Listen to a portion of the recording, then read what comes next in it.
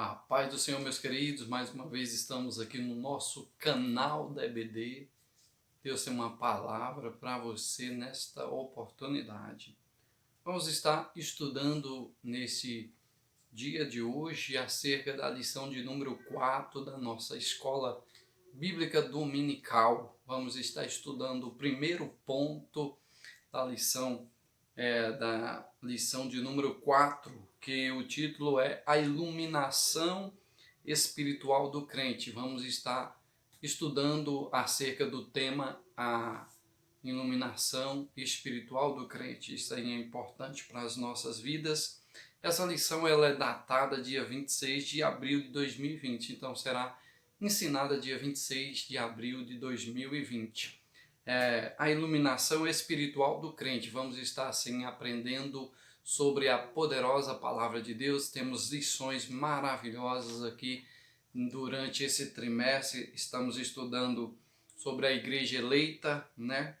As lições maravilhosas aí na carta dos Efésios. Vamos observar que a lição de número 4 fala sobre a iluminação espiritual do crente. Então estaremos falando sobre este tema. O texto áureo da nossa lição fala assim: para que o Deus de nosso Senhor Jesus Cristo, o Pai da glória, vos dê em o seu conhecimento o espírito de sabedoria e de revelação. Efésios capítulo 1, versículo 17. A verdade prática diz: a vocação do crente inclui a herança de preciosas riquezas conferidas aos eleitos pela grandeza do poder de Deus. Temos 3 pontos, mas queremos destacar apenas o ponto de número 1, desta vez que estaremos estudando, é a vocação e as riquezas da glória inclusas na herança divina. Estaremos estudando sobre esse tema. Primeiro ponto é destacar a vocação e as riquezas da glória inclusas na herança divina. Então, vamos estudar sobre esse primeiro ponto da nossa lição de hoje, sobre a iluminação espiritual do crente. Vamos estudar o primeiro ponto, que é a esperança da vocação e as riquezas da glória. Estaremos vendo aqui sobre a esperança da vocação e as riquezas da glória. É esse ponto, primeiro ponto, que estaremos aqui estudando nesse momento. O apóstolo ensina que os salvos precisam ser iluminados para compreenderem quais são a esperança da vocação e as riquezas da glória de sua herança. Então, muito interessante aqui, comentarista do apóstolo, onde o apóstolo Paulo vai falar acerca que nós necessitamos ser iluminados para entendermos e compreendermos o plano e o projeto divino para as nossas vidas. Primeiro subponto do primeiro ponto é ação de graças e intercessão.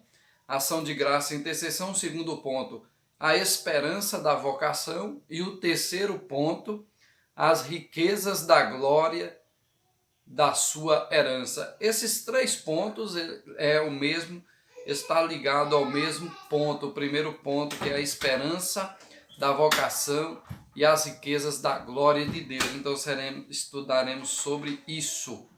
Ação de graças e intercessão. Ação de graça e intercessão. Aqui o apóstolo se alegra em dar graças a Deus pela vida dos eleitos. Efésios 1,16. Então, o apóstolo Paulo dá graças a Deus pela vida dos eleitos e por todas as bênçãos espirituais recebidas, tais como a eleição, a predestinação e a filiação e o dom do Espírito Santo. Então, nós vemos aqui o apóstolo Paulo nos ensinando aqui a palavra, que ele dá graças a Deus por tudo, pela vida dos eleitos. Então, um homem de Deus que vive para o rebanho do Senhor, aleluias, para a glória do nome do nosso Deus. Então aqui nos ensina a lição que por todas as bênçãos espirituais recebidas, tais como, então até pelas bênçãos o apóstolo Paulo dá graças a Deus, tais como predestinação, eleição, o dom do Espírito Santo, e também vemos aqui outras bênçãos como filiação, a filiação também em Cristo Jesus. Então são várias as bênçãos assim doadas pelo Espírito Santo, doadas pelo próprio Deus para o ser humano. Então, coisa maravilhosa. Aqui diz, ele intercede para que seja concedido aos seus leitores o espírito de sabedoria e de revelação. Nós vemos, amados irmãos, que o apóstolo Paulo ele se preocupava com o conhecimento dos novos decididos, dos novos cristãos, daqueles que são novos convertidos. Isso é importante. Toda igreja, todo pastor, todo líder precisa se preocupar com seus liderados, principalmente aqueles que estão aí começando na fé, precisa de instrução, de ensino, precisa desenvolver a sua vida espiritual. Então isso é importante. Nós vemos aqui que muitas das vezes o apóstolo Paulo dá uma lição para muitos obreiros, lição para muitos crentes, tanto que ele diz que criou com leite, então não poderia oferecer coisa ou uma coisa mais forte, porque as pessoas não iriam ali aguentar a palavra com mais dureza. Então ele criou com leite, ensinou com leite, dando leite. Assim é o cristão quando começa na fé, ele precisa ali de muito acompanhamento, ele precisa ser levado à palavra, a ele precisa ser uma palavra que venha assim dar a ele impulsionamento para andar na fé do Senhor Jesus. Então precisa ser dessa forma, e não existem muitas pessoas que não conseguem suportar e nem crescer na fé, justamente porque muitas das vezes a palavra não era a palavra que deveria ser ensinado, não é da mesma forma que deveria ser ensinado. Muitas das vezes, ao invés de muitos líderes ali segurar a pessoa ou dar um leite para a pessoa ir fortalecendo aos poucos, dá uma coisa muito pesada, um mocotó, e a pessoa não sustenta aquilo ali. E daqui a pouco não engaja, não entra, não adere à fé, e aí para de servir o Senhor, porque foi muito forte o que ouviu. Então isso é importante. A liderança tem que estar com muita cautela com os novos decididos, isso é importante. E isso nós vemos com o apóstolo Paulo. Então aqui, amados e queridos, uma das coisas que o apóstolo Paulo pede pela sua igreja, pelos seus liderados, é que Deus venha dar a eles o espírito de conhecimento e de sabedoria, ou de revelação.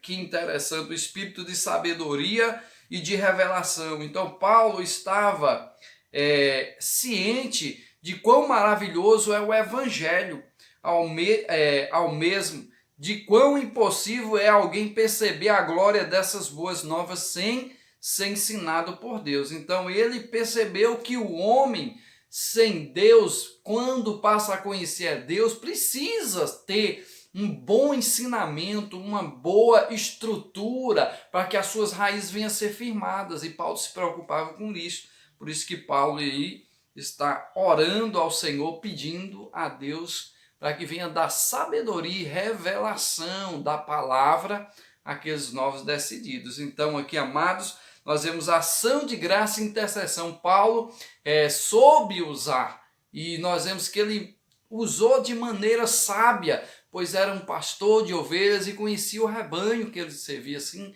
é o crente, assim somos nós precisamos conhecer aquele rebanho que nós temos, ou que Deus colocou para nós cuidarmos, intercedermos por eles, para que Deus venha assim dar sabedoria, venha dar assim também revelações da sua poderosa palavra, para que venham crescer no conhecimento e na graça, conforme nos diz a poderosa palavra de Deus. Segundo ponto, nós vemos aqui o primeiro ponto, da esperança da vocação e as riquezas da glória. Nós vemos primeiro aqui a ação de graças, intercessão, e agora a esperança da vocação. Em sua petição a Deus, Paulo intercede para que o Espírito Santo ilumine os crentes a fim de saberem qual seja a esperança da sua vocação. Assim eles seriam capazes de experimentar e conhecer a profunda espiritualmente os privilégios de serem vocacionados. Podemos dizer que tal esperança divide-se em pelo menos 3 aspectos. Primeiro, letra A esperança, ou melhor, podemos dizer que tal esperança divide-se pelo menos em 3 aspectos. Quais são elas? Primeiro, letra A, Deus chamou pessoas no passado. Segundo Timóteo 1:9. Então Deus chamou pessoas no passado. A Bíblia vai nos mostrar que Deus chamou Abraão. Abraão foi aquele que recebeu a primeira chamada de Deus para que vinha sair da sua terra, da sua parentela, para uma terra que o Senhor ia mostrar. Então Deus chamou Abraão, deu uma promessa a Abraão e mostrou que iria cumprir essa promessa. E Abraão saiu pela fé. Então Deus chamou Abraão com uma grande chamada, porque ele é conhecido como o pai da fé. Ele saiu totalmente pela fé, porque ele não conhecia lugar nenhum, não conhecia cidade nenhuma, não conhecia nenhuma terra que manava leite e mel, mas Deus deu aquela promessa para Abraão. E nós vemos que Deus foi fiel para com Abraão e sua descendência. Louvado seja o nome do Senhor. Então, Deus chamou pessoas no passado, é apenas um exemplo entre tantos outros que nós temos. Ou letra B, a chamada abrange serviço e santificação no presente, ou seja, a chamada que Deus chama também, ela exige aqui, nós vemos aqui que ela exige serviço e santificação no presente. Então, a chamada de Deus, ela exige serviço. O que é serviço? É servir a Deus, é trabalhar para o Senhor, é ser chamado, vocacionado para trabalhar na obra do Senhor em alguma área determinada ou em todas as áreas que Deus assim entregar. Então, isso é uma chamada de Deus. Então, alguns chamados para apóstolos, outros para doutores, profetas, outros para evangelistas e entre outros. E aí nós vemos que Deus chamou todo mundo e vocacionou também para fazer a sua obra. E também a chamada de Deus, ela exige santificação. Então a chamada de Deus exige santificação. Você pode estar trabalhando, servindo, dando o máximo para trabalhar para o Senhor, para fazer a obra do Senhor. Mas Deus exige algo mais importante, ou seja, maior ainda, que é a santificação, é você se santificar. Você pode até trabalhar, mas se você não se santificar, de nada adianta o seu trabalho. Então a fé sem as obras, elas são mortas. Então nós precisamos trabalhar, mas também precisamos nos santificar, sermos realmente santos, viver em santidade ao Senhor Deus Todo-Poderoso. É por isso que a Bíblia diz que sem santidade ninguém pode ver o Senhor. Então isso é importante. Terceira e último aspecto da esperança é a participação gloriosa no futuro, que compreende a vida eterna e a esperança de conhecer Deus face a face. Então 1 Coríntios 13. Então a participação gloriosa no futuro é chamada também do Senhor para as nossas vidas, chamada para a glória. Ou seja, de ver, de ter a experiência de conhecer, de ver aquele que nos formou do pó da terra e soprou em nossas narinas o fôlego da vida e nos fez alma vivente, nos fez homem hoje e fez-nos cidadãos do céu. Então, esse Deus, então nós precisamos ter essa esperança gloriosa no futuro, que é um dia encontrar o nosso Senhor e Salvador, esperando o arrebatamento da igreja, que a Bíblia diz que nós seremos arrebatados juntos com Ele para as nuvens, aleluia, ao encontro do noivo que virá nas nuvens dos céus, para levar os seus escolhidos, a sua igreja amada. Então isso é maravilhoso, amados e queridos irmãos. Terceiro e último aqui subponto do primeiro ponto, da esperança da vocação e as riquezas da glória de Deus, as riquezas da glória da sua herança, ou seja, na oração o apóstolo pede para que os crentes entendessem as riquezas da glória da sua herança. A expressão sua herança enfatiza o que Deus deu aos seus eleitos. Já o termo riquezas refere-se a maravilhosas bênçãos que acompanham o plano da salvação, tais como o perdão dos pecados, a adoção de filhos e as bênçãos que serão desfrutadas no porvir. Como, por exemplo, vermos a Deus, a Cristo e adorarmos. Sim, no dia aprazado os fiéis estarão reunidos nas bodas do Cordeiro. Então, salvos tomarão posse da herança preparada desde a fundação do mundo. Então, as riquezas da glória da sua herança. Então, Deus tem riquezas para nós. Deus tem riquezas para você. Não falo de riquezas terrenas, porque as riquezas e as glórias terrenas vão ficar aqui. Ninguém vai levar nada para o céu. Mas falo de riquezas que a glória de Deus nos espera. Aleluias. E a Bíblia vai nos dizer, o apóstolo Paulo, numa das suas cartas, que as coisas que o olho não viu, ouvido não ouviu, não desceram o coração do homem. Estas são as coisas que Deus tem preparado para nós, para aqueles que o amam. Então são coisas gloriosas. Olha só exemplo, conhecer a Deus, conhecer a Cristo, aleluia, o Senhor e Salvador da nossa vida, participarmos das bodas do Cordeiro, aonde o próprio Senhor irá servir, aleluias, para o seu povo, para a sua igreja, servir a ceia do Senhor. Então é coisa gloriosa. Somente aqueles que têm o nome escrito no livro da vida e perseverarem até o fim poderão participar dessas bênçãos, dessas riquezas que Deus tem para nós. Tantas outras riquezas que o Senhor nos mostra na sua palavra.